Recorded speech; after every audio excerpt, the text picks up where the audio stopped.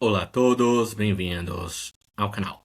Bem, há alguns dias saiu uma entrevista lá do Lula, onde ele falava que ele só seria candidato se tivesse algo novo a apresentar. E nós basicamente sabemos que o Lula não tem nada de novo para apresentar, mas chamou a atenção ele começar a falar sobre a possibilidade dele não ser candidato.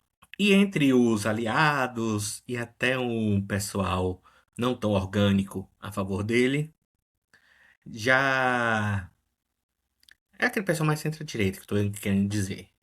Já tinha essa ideia que o Lula só seria candidato se ele tivesse a certeza que ganharia.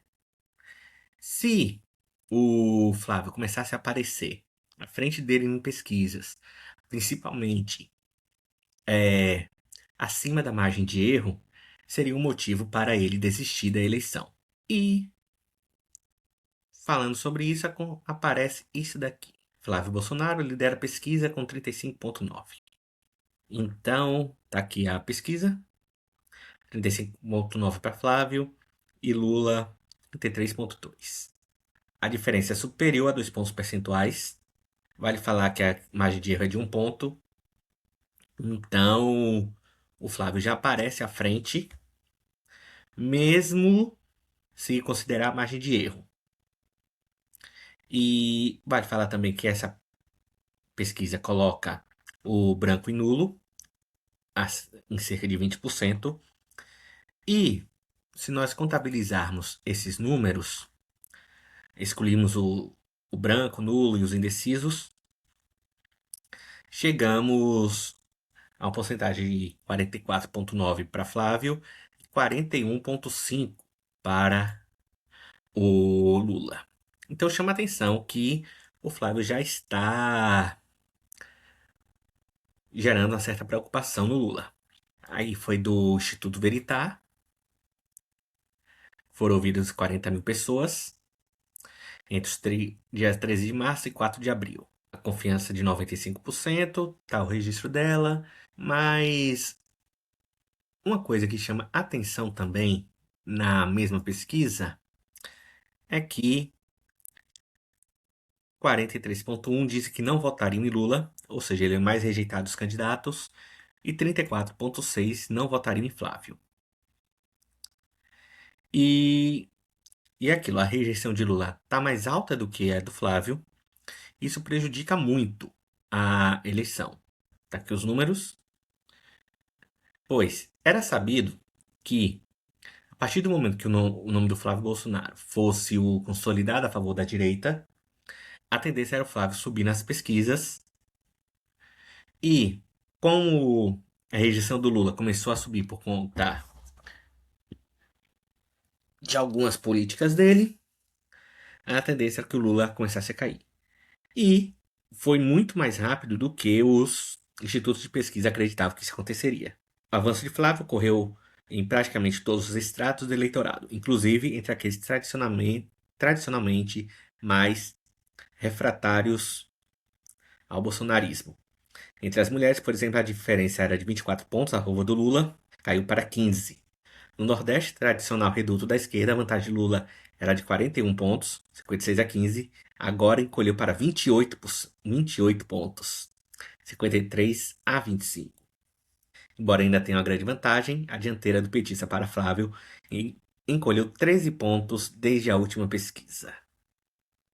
Vale falar que aqui é da Datafolha, não é a da Verita. Mas essa tendência está sendo bem apresentada. Nós temos aqui Lula cai 10 pontos em relação a 2022 em importante reduto nordestino. O caso que está falando de Pernambuco. E, e aquilo. A vantagem do Lula no início era esperada, quanto ele não estava consolidado o nome do Flávio como candidato da direita. E a partir do momento que foi abençoado o nome do Flávio Bolsonaro pelo pai, ficou claro que seria aquele nome, então a tendência era ele subir percentualmente. Uma grande questão é que ele subiu muito mais rápido do que o pessoal do PT acreditava, o que preocupa, pois a tendência era aquela: o Lula dar uma pequena queda, o Flávio subir, mas ia se estabilizar. Então, se o Lula continuasse à frente, ia ficar tudo bem. Mas o Flávio subiu muito mais do que esperado e o Lula caiu a sua aprovação, a sua rejeição bateu um recorde. Vale falar que o Lula está com números semelhantes ao do Bolsonaro, sendo que o Bolsonaro enfrentou a guerra e o Lula enfrentou o Bolsonaro enfrentou guerra, enfrentou pandemia e o Lula estava com um caminho bem feito. Afinal de contas, o Bolsonaro, mesmo com todos os problemas, entregou o país em superávit. Coisa que o Lula vai entregar um grande déficit por conta de sua má gestão. E toda aquela questão referente a INSS, Banco Master, está prejudicando a imagem do Lula.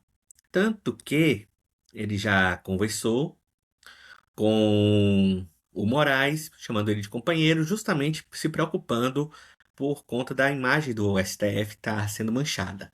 E como grande parte da direita está se colocando favorável a impeachment de ministro e tudo mais, fica ruim para a imagem do STF.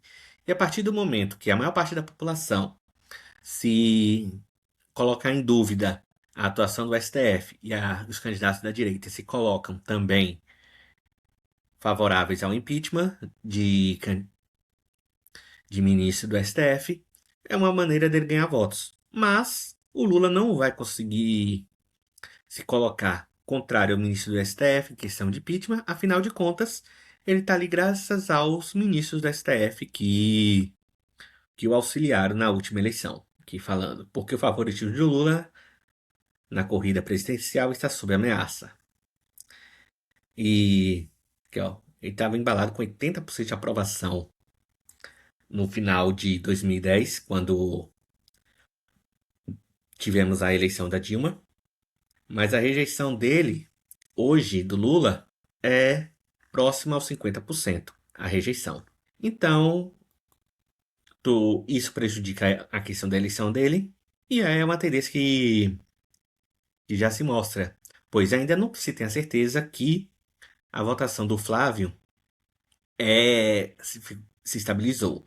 Tanto que se nós observarmos também, nós observarmos ainda essa votação, essa pesquisa, nós vemos que, por exemplo, que o nome do Ratinho Júnior ainda está presente. E o branco e nulo ainda também está presente.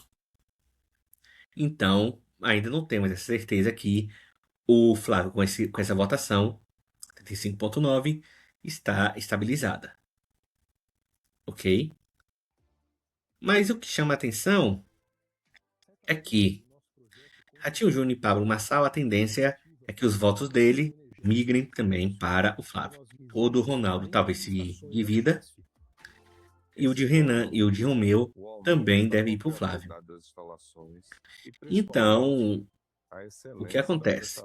Só a votação do Pablo Marçal já é o suficiente. Pablo Marçal e do Ratinho já é o suficiente para o Flávio conseguir algo superior aos 50%.